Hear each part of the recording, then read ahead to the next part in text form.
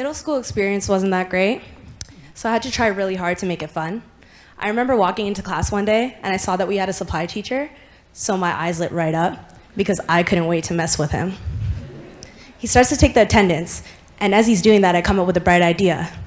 I decide that when he gets to my name, I'm gonna correct him with a mispronunciation of my name and make him think it's right. My last name's Siva, so I'm all the way at the bottom of the list. He finally gets to me, he says, "Gina, is Gina here?" 12-year-old me stands up and says, "Actually, sir, it's pronounced Gina." He sent me to the office immediately. And he told me to take the attendance down while I was at it. And you know how the attendance is formatted. You've got last name, comma, first name. So on that walk to the office, I realized two things. One, in that format, my name reads C Vagina.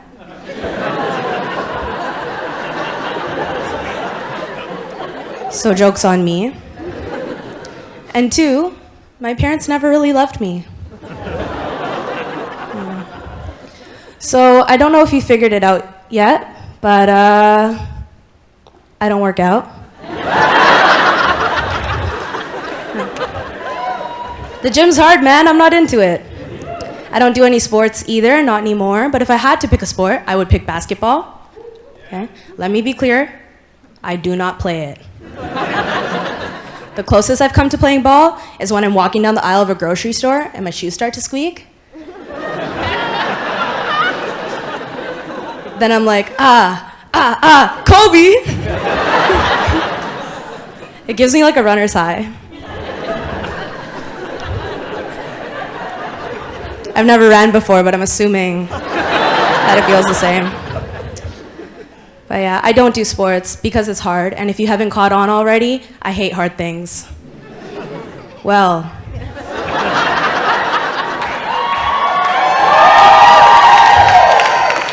Not all hard things. But speaking of hard things, I've recently been thinking about how difficult the English language is to learn. And because it's so difficult, we have this thing in school called ESL, English as a Second Language classes, right? But the thing about ESL is, it sounds great and all, but once you get in, you don't come out. And I know this because of my good friend Ricky.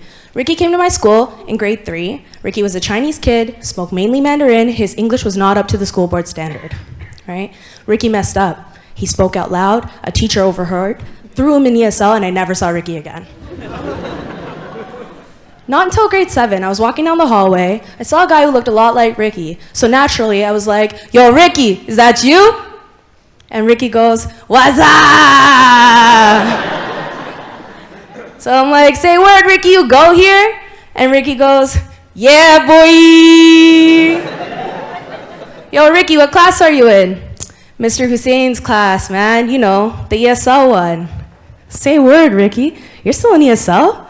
You speak English fine, man. Why won't they let you out?"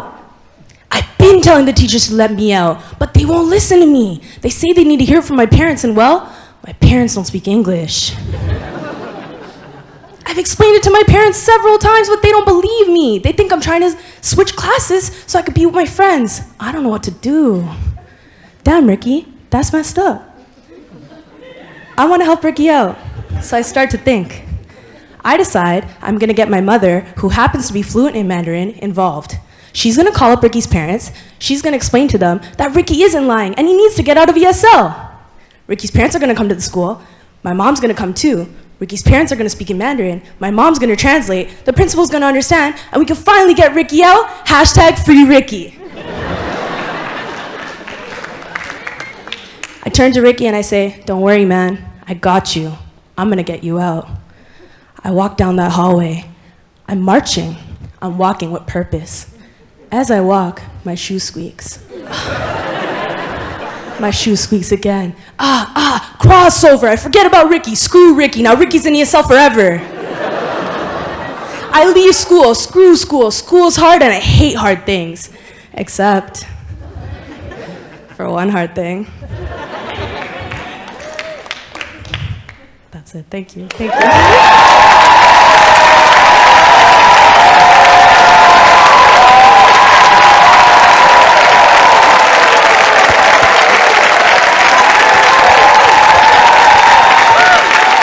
Keep it going. Keep it going for Gina.